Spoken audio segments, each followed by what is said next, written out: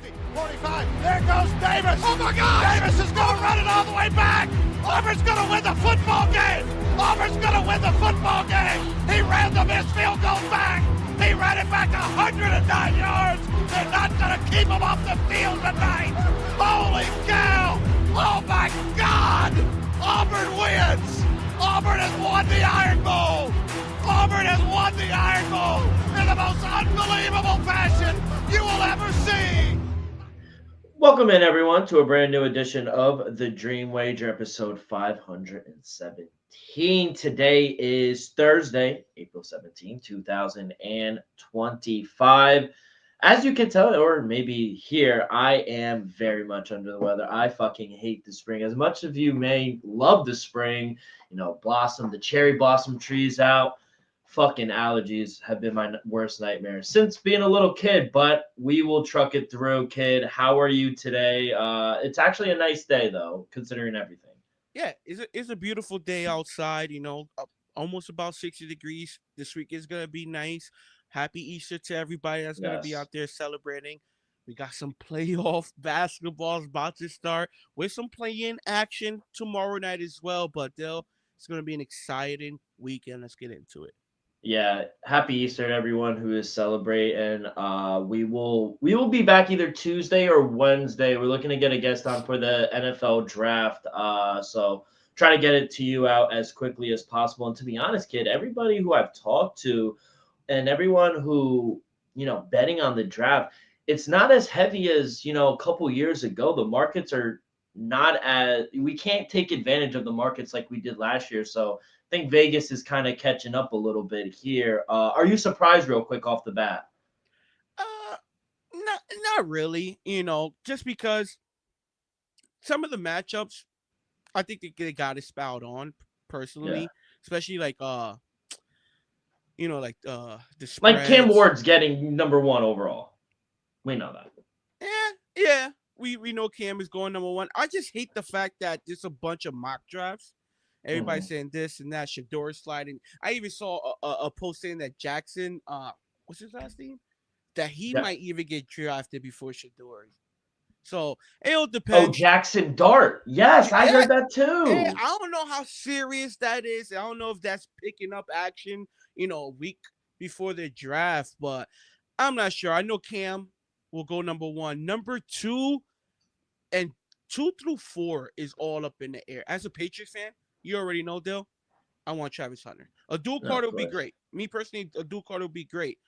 But it's going to be interesting to see what the Cleveland Browns and the New York Giants do. Because I'm going to give it a 95% chance Cam is going at number one. The question is, do the Browns or the New York Giants select the quarterback at 2 or 3? It's insane. I don't know what's going on.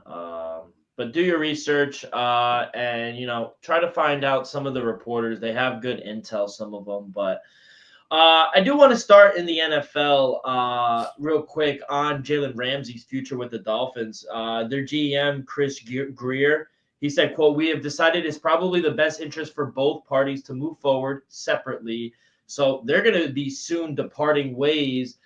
One, are you surprised? And two, do you have a suitor in mind who, he's still – I think Jalen Ramsey, I don't think he's amazing, but I still think he has a few good years left.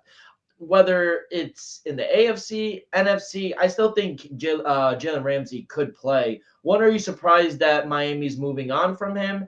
And two, who can you see Miami either replace him with or him going to? I'm going to say a little surprised just because they just gave him the contract, a year or two ago. And I agree with you, dude. I still think Jalen Ramsey still have, I'm not going to say 5 years in the tank, but I'm going to say still give him a solid 2, maybe 3 seasons as still the top 5, top 10-ish corner, in my opinion.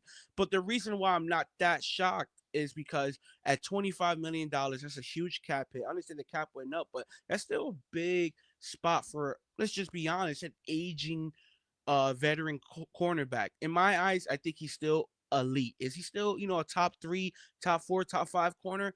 I'm not sure about that, but at the end of the day, I think Jalen Ramsey could honestly improve every secondary in the NFL with his leadership and his experience. So Not too surprised, though. If I had to pick a team out there that's like a must, it's the Cincinnati Bengals. If there's one team out there that Jalen Ramsey could go and make a difference maker, I think Jalen Ramsey and the Cincinnati Bengals would be a perfect matchup. Now, is there multiple other teams out there that I could see him going? Absolutely, but in my opinion, I would love him to see in the Cincinnati Bengals uniform. By the way, my mic sound better? Yes, it does. Okay. I was like, what the fuck? We're in shambles here on a Thursday. I would agree. A lot going on. Yeah, people behind the scenes. Call Cincinnati. Call the Ravens. Ravens could That's use the thing. one. The difference maybe the Ravens. But the Ravens secondary is already pretty good. With the Bengals secondary, you can make the case that may be a bottom 5 secondary. Yeah, that's fair. That is very fair. So don't get me wrong. I wouldn't be mad if the Baltimore Ravens are aggressive and they load up at the secondary. In my opinion, I think Cincinnati, it's a need. With the Ravens, it might be a want. I'm not surprised. And two, my theory now in the draft, we're about 7 days away from the 2025 draft. At 13, Will Johnson from Michigan. If he doesn't get drafted by maybe, to be honest, I'll be surprised if he's still there at 13. I know, because there's a lot of teams, not a lot, but there are teams like the 49ers at 11 who could use a nice corner. They lost a lot of defensive players in the offseason, but if he's there at 13, he is an immediate replacement for Jalen Ramsey, Will Johnson. He's 6'2", 195, almost 200. The kid can play. I hate the school, but I got to give credit where it's due. The kid can play. He's a first-round talent. Yeah, we're being real on this show, people. Dylan hates the team up north, and he's giving a player credit. That's favorite player in this upcoming season is J.J. McCarthy. That should be known on this show already. Is J.J. McCarthy. Oh, but yeah, kind of crazy that they did just pay Jalen Ramsey. Now, moving forward, they're going to move parties and kind of separate. So we'll see where he lands and see what the Dolphins do moving forward to replace him. We do have good news, though. Let's transition into the NBA real quick before we recap the play-in game. It was good news for the Milwaukee Bucks. Honestly, Damian Lillard has been cleared of his deep vein thrombosis, and he's no longer on blood-thinning medications. He is out for game 1 against Indiana on Saturday, but he's going to have this time of period to kind of resume workouts and trying to ramp up for his return. He is on track to return in this series, but kid, this is remarkable development, to be cleared from blood clot in just 3 weeks to a month. Doctors told the Bucks officials this recovery has never been seen before, but occurred due to early treatment, dedication, and he's been working with specialists for these 3 weeks. So I'm glad he's okay, and kind of crazy that he recovered this quickly.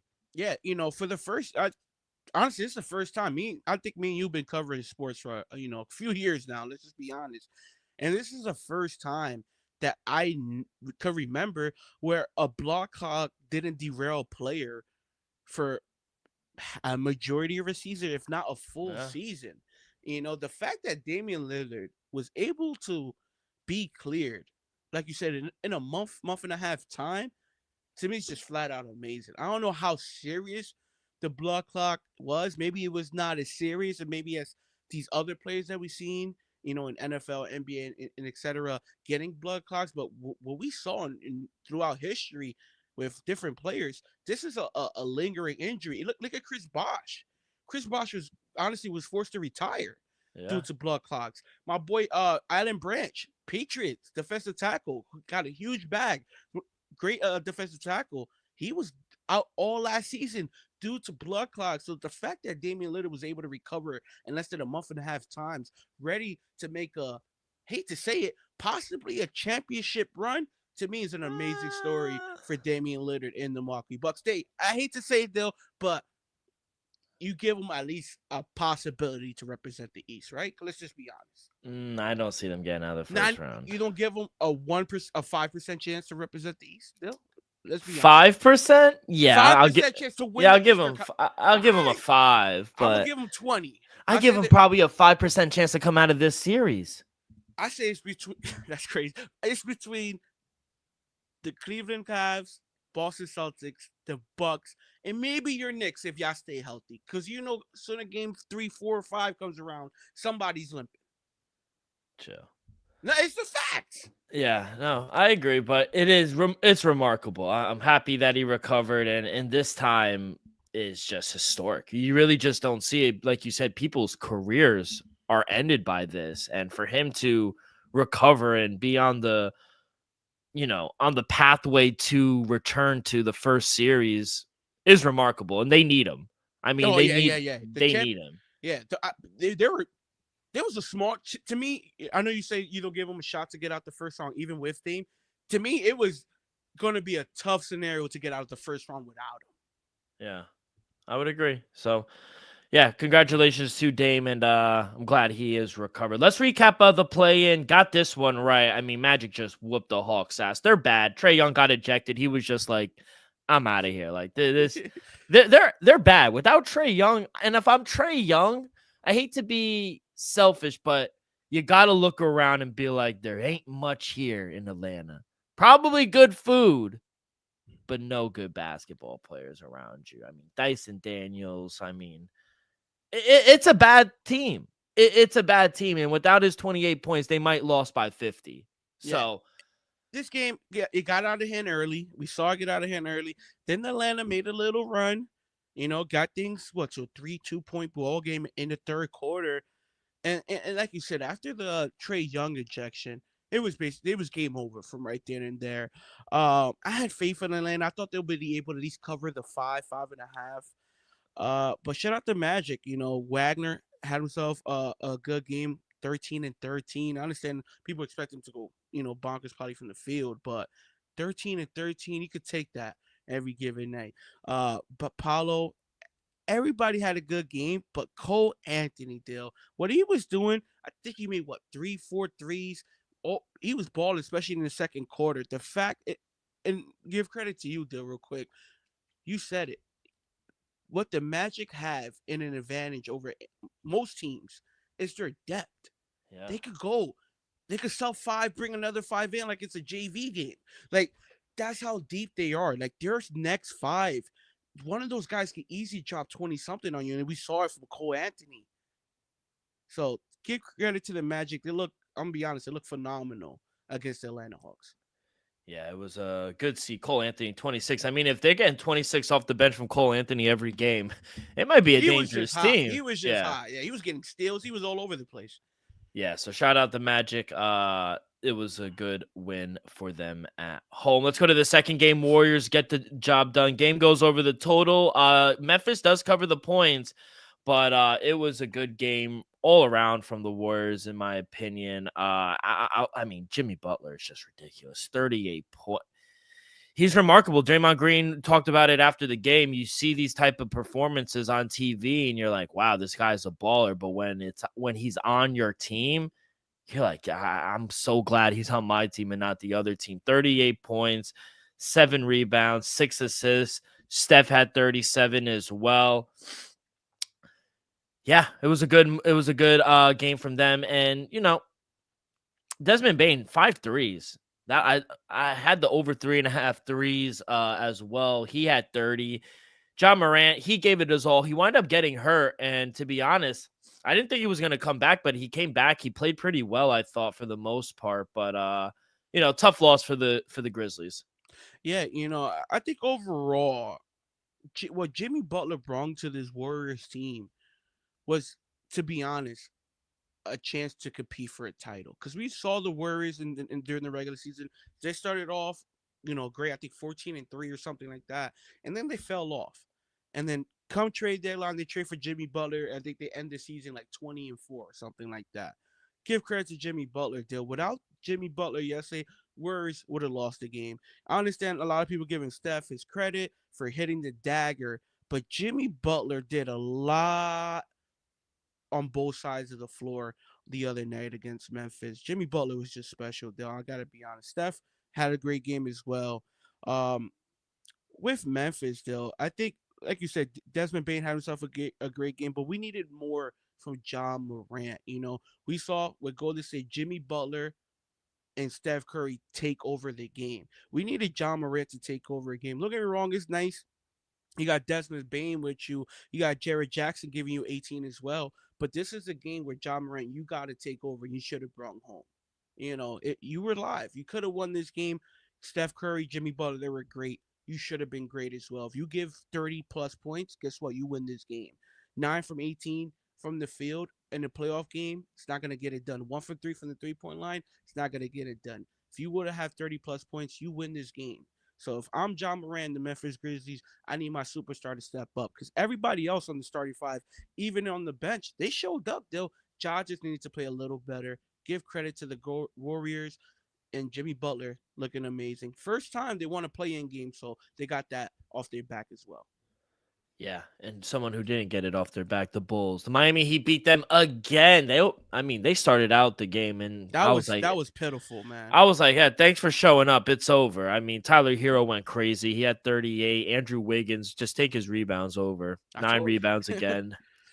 That's just a lock. Bam didn't play that good. He had a double-double, but he was 1 for 5 from the 3-point line. Only person that really showed up, I mean, Zach LaVine didn't show up. Nikola Vucevic didn't show up. Not Zach LaVine. I'm sorry. Kobe White didn't show up. Josh Giddey, Mr. Consistent. That's it. That's it. 25 and 10. He's going to give you anywhere from 20 with 8, 18 and 10. Josh Giddey's going to show up and he's going to ball. Give credit. Miami Heat, they look good. I knew at the back of my mind, man, maybe Eric Spoelstra could fuck us. I didn't expect this. Though. What a performance from the Miami Heat. They just simply showed up. One team simply showed up, came ready, prepared, ready to work. The other team wasn't. They was like, you know what, we're home. Miami's not that good. We're gonna win this game. No, you got embarrassed on your home court, Chicago. To be honest, so give credit to Eric Spoelstra showing he's still an elite head coach in this league. But Chicago, you got to do better. As being at home, I'm not gonna say they should have won the game. No, they should have. I'm not gonna say you should have won the game, but you were favored for a reason. Yeah, you was favored for a reason. They stink. The Bulls stink. They're a poverty organization. I'm done betting on them. Mavericks outright as underdogs, 5-point underdogs. They go on the road and they beat the Kings 120-106. Anthony Davis had himself a hell of a game, 27-9. Like you said, hey, he needs a game. You got some help on the bench. Spencer Dinwiddie, no, not Spencer. Dante Exum, Brandon Williams had 17. Klay Thompson had 23.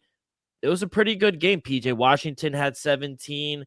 They were good. And outside of DeMar DeRozan, this is what I meant to say because I was thinking ahead. Zach LaVine, 20 points, negative 22 from the field. Sabonis, he's garbage.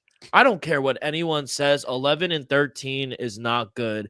And what happened to Keegan Murray? What happened to his development?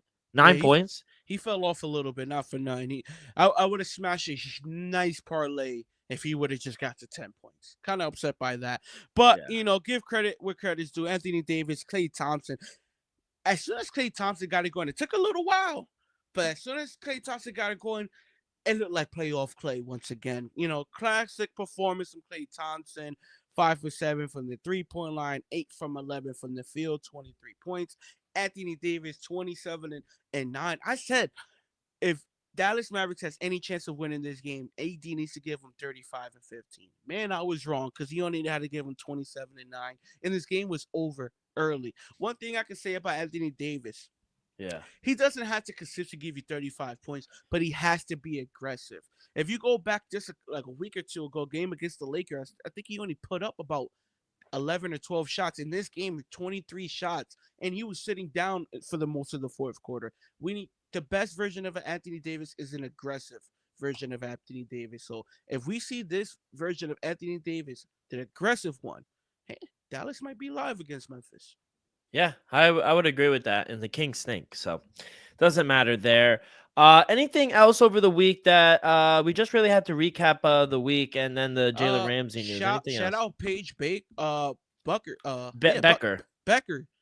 First overall pick to Dallas start. No, yeah, Dallas. Yeah, No, Dallas Wings. Dallas Wings. So shout out to Dallas Wings. Shout out Paige. Shout out her getting a national title. And I don't want to butcher her name, but very, very talented French player that could dunk. We're gonna see some dunking in the WNBA this upcoming Wow. season. A French player we saw in the Olympics in the gold medal game against USA.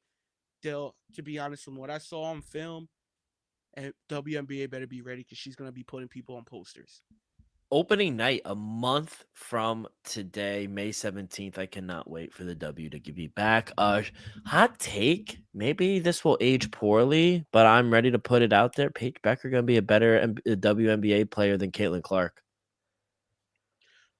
One thing I might agree with you on is she might start better than Caitlin Clark. Because Caitlin Clark's start to her rookie year was a little rough, but I mean, they triple teamed her every fucking play she got the ball. Yeah, but I think the transition. I think it's going to take time to transition. I wouldn't be surprised if any of these lottery picks struggle for their first 5 to 10 games, and then after that little break, we saw Caitlin Clark take off. We saw Angela Reese take off. So just give them a little time to transition to the W because that's the highest level of basketball. Oh, I love the W. Cannot wait. And we're going to see some dunking this year. That is sick. Before we get to our plays, we got NBA playoff startup, play-in, NHL last day of the regular season. We got MLB and then week 4 of the UFL. But before we get to our picks, a quick word from our sponsor. We are brought to you each and every episode by Viva Tequila Seltzer, the most refreshing hard seltzer on the market, hands down. It is no wonder why Viva was voted #1 hard seltzer in the world by San Francisco World Spirit Competition. With only 88 calories, 0 carbs, 0 sugar, and a light 4.5 ABV, Viva is the perfect drink for your post-game celebration as it was created with that active lifestyle in mind. We flavor tequila seltzer because flavor is the spice of life, and we like our drinks with just a kick, just like how we like our lives. Whether it's Huckleberry playing around the golf with the boys or an elderberry watching the UFL, it doesn't matter. Our favorites pair perfectly with that Artisanal Blanco tequila for that subtle and refreshing drink. Our belief here at the Dream Wager and at Viva is to live long, live well, and live it up. All right, kid. No games today, but we do have 2 games tomorrow. We got to pick them. Miami Heat and the Atlanta Hawks. -113 both ways. Total is at 219. What is your play here? Miami Heat, Hawks. I won't be fooled again, Dill. Give me Eric Spoelstra and the Miami Heat. Give me the Miami Heat. What's the number at right now? I caught -102 on the money line. Wouldn't be surprised. Right now, I see -109. Wouldn't be surprised. Come tomorrow, they're -115, -120 on the money line. I expect money to come in on Miami just from what we witnessed. One team blew another team out. The one team got blown out. From just talent on the court, on paper. I know Dylan hates when I say on paper. Miami's the much better team. Yeah, no, I would agree with that. I'm gonna take the Atlanta Hawks -108. I play them up to a -115. I see -107, -113, but I'm gonna take them. Playing tournaments, they've only existed since 2021, but a number 10 seed has never made the playoffs. And That's cap. Miami made the finals as a 10 seed. No. Yeah, they weren't a 10 seed. Yeah, they were the 10 seed. They've never made it. I'm looking at it right now. They've never made it. I don't think they were a 10 seed. They might have been a 9. Because winning 2 single elimination games on the road is a difficult thing in general to do. So I don't know. I'm taking the Hawks -108. I think they're the slightly the better team, and I don't expect Miami to come out as hot as they did the other night. Second game on Friday, we have Memphis Grizzlies taking on the Dallas Mavericks. Memphis -6.5 to -255 on the money line, +215 Mavericks, total 221.5. What do you like here? I was tempted to take Desmond Bain over again, but the book smarting up got him at 22.5. Dill. It's gonna be interesting. I do like his over once again. I think Desmond Bain is gonna be able to get his shot. I think the perfect play will be to tease Memphis down to a minus half a point, though, and that's what I'm gonna do. Tease Memphis Grizzlies down to basically a pick on people. That's what I'm gonna do. Yeah, I'm gonna do a parlay, just Hawks on the money line with the Grizzlies on the money line, plus 168. You know, I think both of the teams roll here. I think like you mentioned, John Morant, I think he's gonna have a better game, and I don't expect Anthony Davis to have that big of a game here against the Grizzlies. I think Jared Jackson will be able to limit him. So I'll take a parlay, Hawks and Grizzlies plus 168. Let's go to the next day. We'll go to Saturday. We've got a few games here on 4 games on a Saturday, and we'll start with the Milwaukee Bucks on the road taking on the Indiana Pacers. Pacers laying 5.5, plus 5.5 for the Bucks. Plus 185 on the money line. Total is at 224.5. What do we like in this one, kid? Give me Bobby Portis over 13.5 points. We saw Bobby Portis in 3 games to end the season, and he put up 17, 18, and 14. The come playoff time, even with Dame Lillard there, I think Bobby Portis is he's gonna be needed to make an impact, and I think he does that. I think he's gonna average at least 15 to 18 points in the series. Give me the over 13.5 on minus 120. And if Damian Lillard is there, they'll No, he's out for game one. He's out for game Yeah. one. I would have took the plus 5.5. Well, probably wouldn't even be 5.5, but still kind of like the plus 5.5 with the Bucks on the road. To be honest, Anything for the series? Like minus the 1.5 games or over 5.5 games? Anything for the series? over 5.5 games. I think it goes 6. I'm gonna say Pacers or Bucks in 7. I'm gonna say it goes 7. All right, I'm gonna go plus money, even money. Not so much plus money, but I'm gonna take the Indiana Pacers to win game 1 and the series at plus 100. I mean, I also don't mind Pacers plus 450 to win in 6 games over the 5.5. I like that. That almost tempted me, but I think Damian Lillard being out since a little over a month, I think the advantage has to be with the Pacers, especially early on, having home court. I don't think, even if when Lillard comes back, I don't think that's going to be a problem. I think Indiana's been a better team since the start of the new year. Since January 1st, the Pacers have had the 6th best net rating in the NBA, 7th in offensive rating, 9th in defensive rating. They're a top 10 team since the start of 2025. So I don't know. I think there are several ways to back the Pacers here. Maybe minus 1.5 at plus 115. Like I said, plus 450 to win in 6 games. But I'm going to be safe. I'll take them to win game 1, and then I'll take them to win the series. You could combine that and get even money. I think that's a safer way to play the game and the series. Let's go to 3:30. I think the series of the first round, in my opinion. Denver Nuggets. I'm struggling right now to talk. I'm sorry. Denver Nuggets minus 2.5, minus 138 at home against the Clippers. Plus 2.5, plus 118 on the money line. Totals at 224. What do we like here, E? For game 1, give me the Denver Nuggets money line minus 135. It's always a tough task to go into Denver, especially in game 1, and win that game.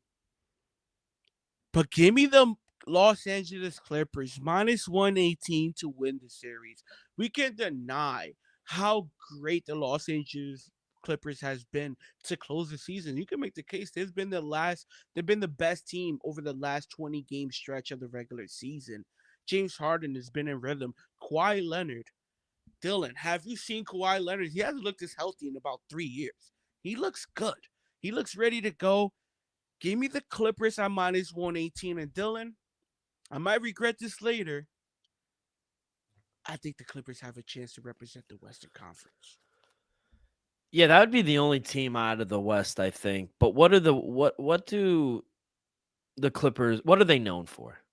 No, absolutely. I like I said, I might regret this later. So I said it. Bold statement. Might regret this later, people. But I might like the Clippers to represent the West. I still like OKC. I still like the Lakers. I still like Houston more. Wow. But the Clippers, though, I can't deny. To me, they've been the best team in the last 20 game stretch. That's all.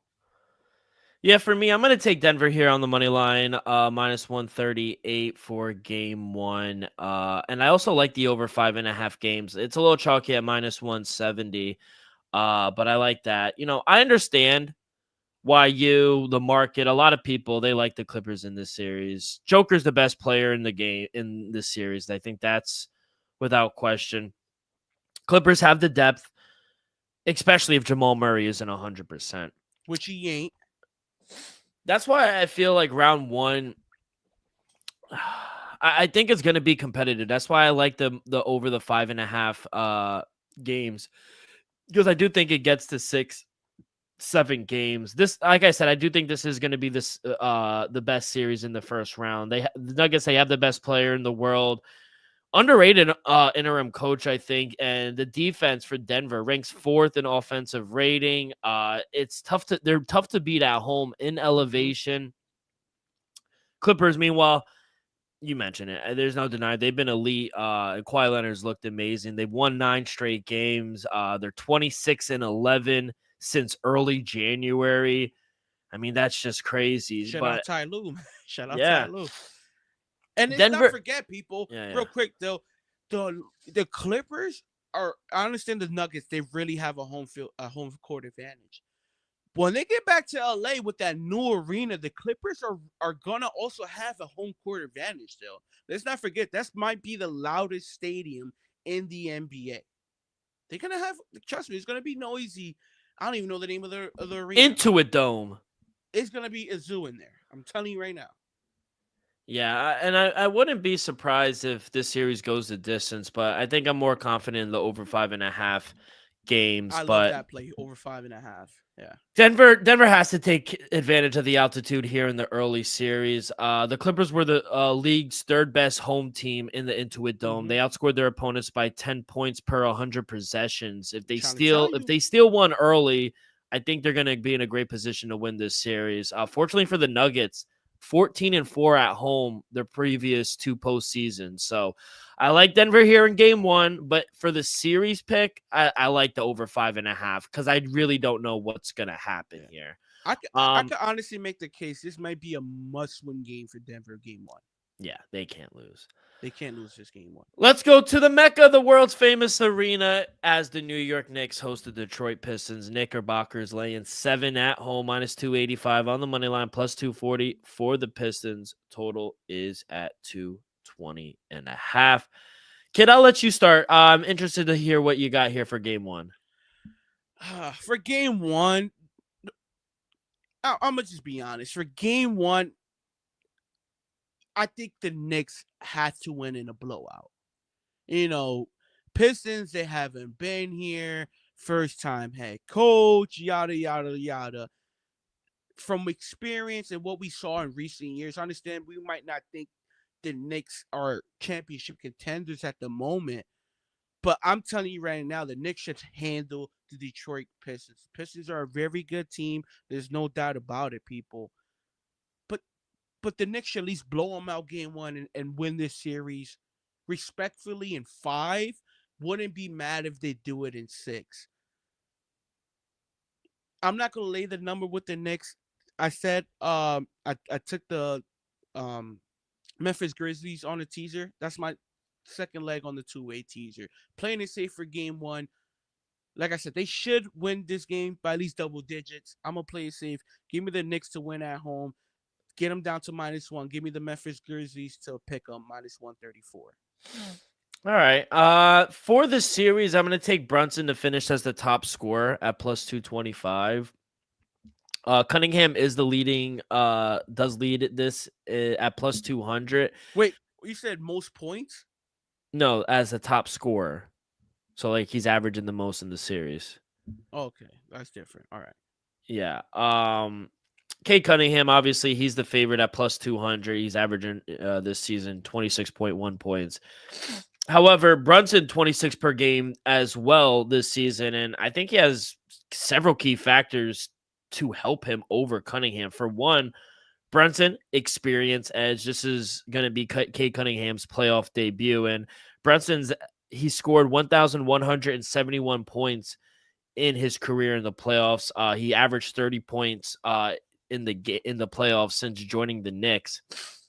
And everything runs through the Knicks. If you watch the offense, everything runs through Brunson, especially last playoffs. Last year, he averaged 10 minutes of the postseason over 2 Knicks postseason. So for context, Brunson led the league in time of possession, 8.6 minutes per game during the past regular season. He has a matchup advantage.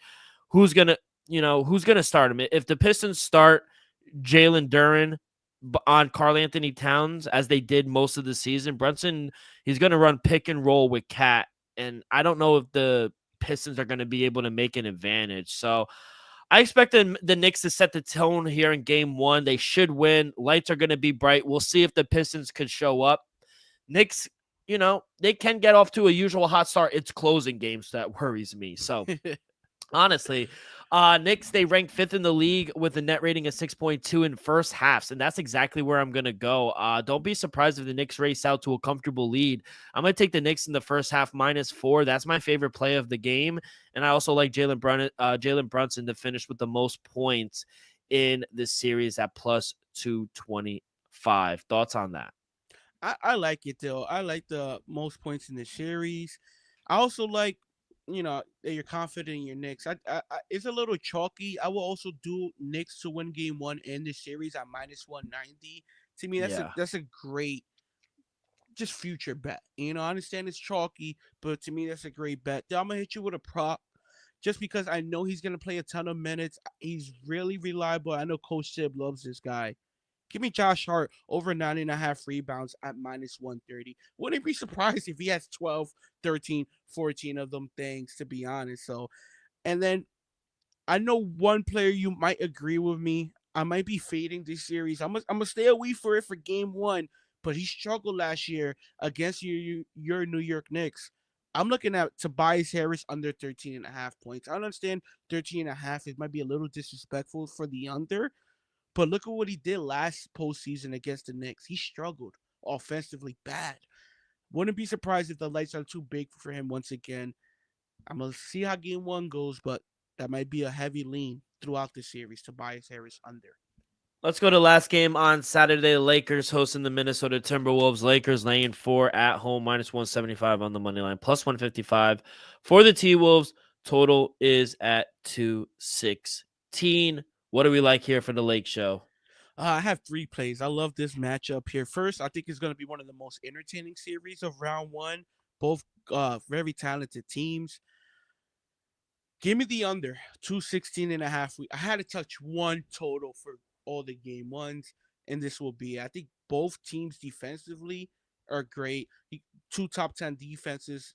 We know what Rudy Gobert and Timberwolves could do, and we know with JJ Redick, he's turned this team around. The Lakers been one of the best teams all year defensively. I think they might struggle down low. It all depends if Rudy Gobert is able to take advantage offensively. But give me the under 216.5. Give me Luka Doncic over 20.5 points at -120.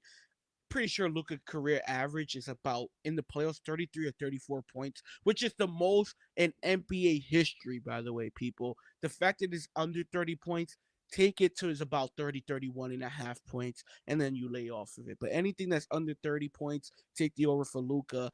And give me LeBron over 7.5 rebounds. I wouldn't be surprised if LeBron is playing the 5, especially down the stretch of the closing halves, late first half, and then the last 5-6 minutes of the game in the fourth quarter, if needed. I think LeBron is going to be aggressive on the boards because they need him to. Jackson Hayes is nice, but he's not going to give you, 12 to 15. He's not going to give you that. I think LeBron has to be a little aggressive on the boards, especially against this Minnesota team. And real quick, though, before I pass it on to you, one thing I could say about this Lakers playoff push is what we heard from LeBron and the front office, that this is AD's team. Anthony Davis got to take the lever. He's passing the torch. One thing that I know about Luka Doncic, he's not gonna hesitate to grab that torch, and I'm pretty sure the torch has already been passed. Still, I think we're gonna see Luka Doncic do something that Anthony Davis wasn't capable of doing, and that's outplaying and grabbing the torch from LeBron James. I'm not gonna say I hate to say it, but small chance we see a special run from Luka Doncic in the Los Angeles Lakers. Those are my 3 plays, people. Give me the under 216.5. Luka Doncic over 28.5 points, and LeBron James over 7.5 rebounds. All right. Well, I think first disagreement. I'm actually going to take the over here. That's my play here for the first game. I got it at 215.5. Still like it at 216. Numbers going my way. And for the series, I like over 5.5. I think the Lakers have many advantages in this series. They have two of the best playoff performers in the game, LeBron James and Luka Doncic. They're excellent at finding whatever the fuck they want. Austin Reeves, he's good. He's like a good, reliable third option. He's becoming an all-star, man. All-star caliber player. And I think that could lead to a lot of matchups really going at Mike Conley. You know, Minnesota's big man, they're going to be a force to guard with the Lakers' big three on the perimeter. But, you know, at the same time, the Wolves should dominate the possession battle. I think they have the rebound advantage over the Lakers. They rank 4th in three-point frequency. They could hit the three. And I think they could match the Lakers' firepower shot for shot. So, and let's be honest, Lakers, I think, have the advantage, but they've struggled to contain Anthony Edwards. He averaged 28 points against them this year. I think it's going to be a competitive series. I think both teams are going to have opportunities to take advantage of their strengths in this game and in this series, especially on the offensive end. I don't think the defenses are going to show up. I love the over. That's actually one of my favorite plays. So I love the over 215, 216, whatever you're able to get. And for the series, I'm going to go over 5.5 games at -160. It's a little chalky, but I think it's going to be a very competitive series between the Lakers and the Timberwolves. 2 games on Sunday. We will start at the other Garden, the TD Garden, the Boston Celtics laying 14. Holy shit, against the Magic. Plus 660 if you're feeling it for the Magic. Total is at 206. You laying double digit here with the defending champs? With all due respect to the defending champs, give me the plus 14.5. That's just too many points, people. And let's not forget, if the Boston Celtics, I'm not saying they're going to lose here, people, but all I'm saying, if they're going to not show up and play a bad game, history tells you it's going to be at the Garden. I'm pretty sure in the two playoff runs, these 2 previous seasons, I think the Celtics only lost 1 or 2 games on the road. They lose all their games at home for whatever reason, people. Give me the 14.5. Come on now. I understand the Magic was a playoff team. It might be too soon for them, but they have some talent, man. Like we said earlier in the pod, they're one of the deepest teams in the NBA.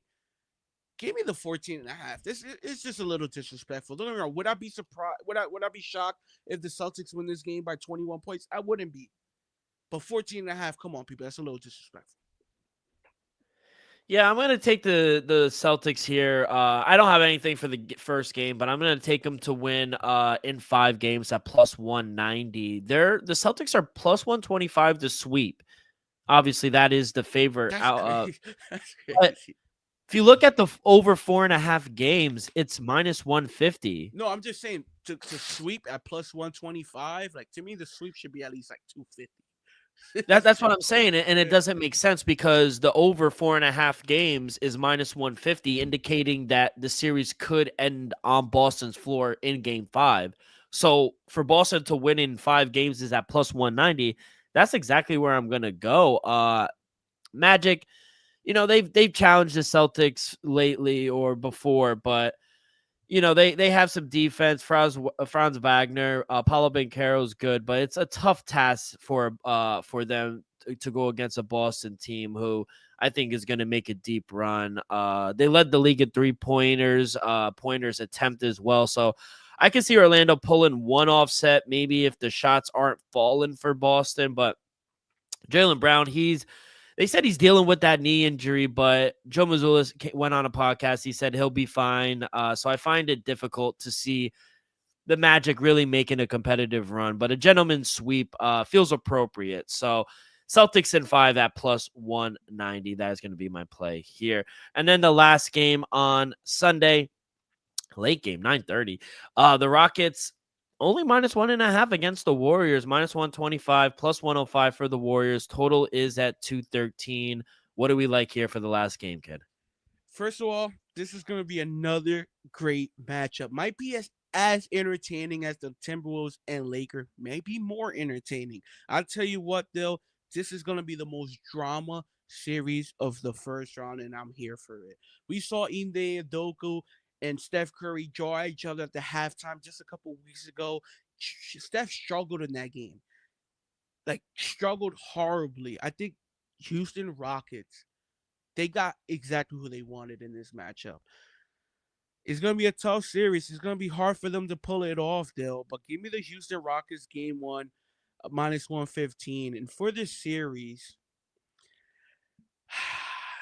something is telling me take the Warriors. Give me the Houston Rockets at plus 138, Dale. I think defensively, Houston Rockets could, I'm not going to say control Steph, but I'm going to say they could tame him at times, right? Respectfully, tame him at times. Because Steph Curry is the greatest shooter that's ever walked this earth. There's no denying it, people. But if there's any team out there that could tame him just for periods of time, I'm going to give it to the Houston Rockets, still. Give me the Houston Rockets game one. Give me Houston Rockets to win the series plus 138. I'm going to take Houston. I'm going to combine it. I'm going to take Houston to win game one and the series at plus 240. Wow. Yeah, I got a good number a few days ago, or literally, I think like a day or two ago. Quick, as of right now, it's at plus 220, people. Still great. Okay. So, yeah, it's coming down a little bit, but still, plus 220. I think the Rockets should be good at home, especially here in game one. They have the rest advantage. They're short favorites, but I think they'll be all right. I think they have the athletic advantage over Golden State. Jonathan Kuminga, who just didn't play. I don't understand it. He just didn't play 2 consecutive games. He hasn't played. I don't think Steve Kerr trusts him. That's my opinion. Warriors, yeah, it's been a good run, but I don't think they have much left in the tank. They pushed hard to even win that Grizzlies game. A great performance from Jimmy and Steph just to beat the no disrespect to the Memphis Grizzlies, but then Memphis ain't Memphis from 2-3 years ago now. Yeah. And I also think Houston has the rebounding advantage. They're ranked first in the league with an average of 58.3 rebounds per game. That's 5.5 more than the Golden State Warriors. And I think they're going to get more shots up as well. Men Thompson, he's arguably the best defender in this matchup and in the league. I mean, he's been amazing. He's probably going to guard Steph Curry. And last time they played, he held him to 1 for 10 shooting the 3 back on April 6th. So maybe I'm wrong. And it come back and bite me with the experience. Maybe they will prevail, but this price plus 220, like Elvis said right now, I think that's a very good price. I think the Rockets were the better team all year. Give me the Rockets to win game one and a series at plus 220. All right, kid, let's go to the NHL. Last day on the ice. Any plays for you real quick? No, I ended up just staying away just to be totally transparent with the people out there. I'm not huge into hockey like I am with Dylan. That's always referred to Cuddy. I always hit up Cuddy from Florida. He gives me some plays. He told me wait to playoffs. Not too much action this week. A lot of people are resting, this and that. He said wait to playoffs. So we'll be back tuned for the playoffs. Dylan will take it away with the ending for the last day of the season. Yeah, so got a few games. I'm gonna take Columbus Blue Jackets to win. In regulation, they have to do it within the 60 minutes. You could get that at minus 20. They are on home ice against the Islanders. I like that play. Brady Tkachuk. I think Brady Tkachuk, anytime goal scorer as well at plus 200.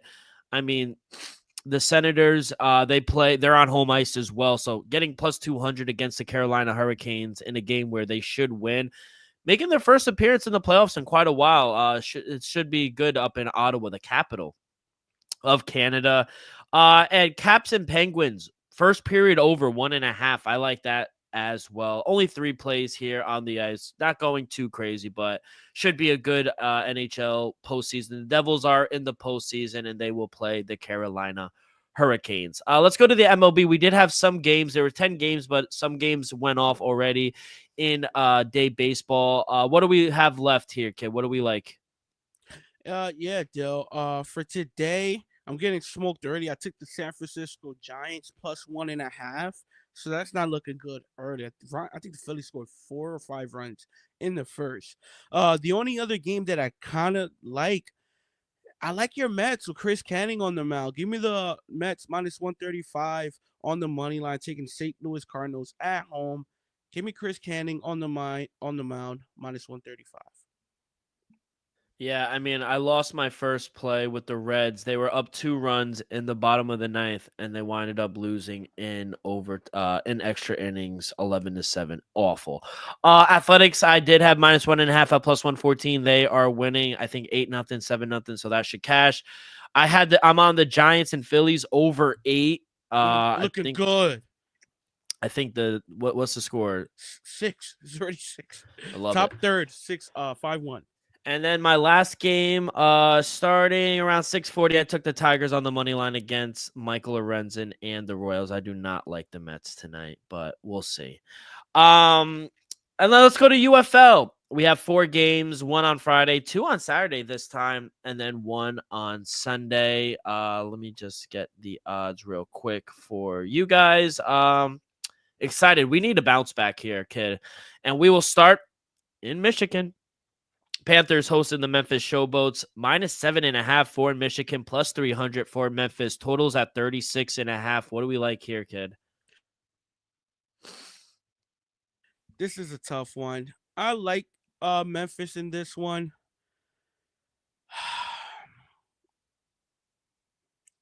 First of all, Michigan is laying too many points still. I'm gonna take the 8.5 with the Showboats. Don't get me wrong. Don't love Memphis, but Michigan Panthers laying 8.5. I think it's a little too much still. Give me the. I don't know if I'm gonna take it official, but I'm gonna heavy lean the Showboats plus 8.5. I think they keep it within a touchdown. People within a touchdown. It's at 8.5 now. That's what I see. Okay. The book. I'm seeing 7.5s. Yeah, I see 8.5. So it all depends. Like I said, I think they could keep it within a touchdown. I might even still take the 7.5, but Memphis hasn't showed me enough just to hammer the plus 7.5, plus 8.5. But I do think with Michigan, that's a little too much of a point. If it was 4.5, 5.5, I would have laid it. But I think Showboats could keep it within a touchdown. Yeah, I'm taking Memphis here, plus the points, plus 7.5, plus 8. It's a huge risk because they are one of the worst teams, but it's too many points. They've been competitive, low key. Mm-hmm. So I'll take Memphis as well. Memphis as well. Let's go to first game on Saturday. Arlington Renegades is the closest one on the books against St. Louis Battlehawks. Battlehawks, though, short favorites on the road, minus 130 on the money line, plus 110 for Arlington. Highest total on the board as well at 39.5. Kid, you going St. Louis or Arlington? I've been saying St. Louis has been the most impressive team thus far, in my eyes, especially offensively. They're averaging the most points per game. But give me Arlington Renegades plus 115 at home, Dale. They've been competitive every game. They're looking good so far. And I think defensively, I'm not going to say they're going to slow down the Battlehawks, but we might see the Battlehawks lower its point total this far. Give me the Renegades at home plus 115. I am on the other side. I am going to take St. Louis minus 1.5. Or you could just take them on the money line, whatever you want. I'll lay them minus 1.5.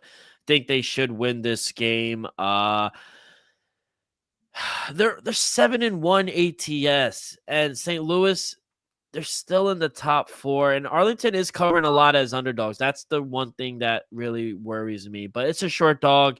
I think St. Louis is just barely better. I think they're going to bounce back. That was a tough loss last week against DC. I do think they bounce back here against Arlington.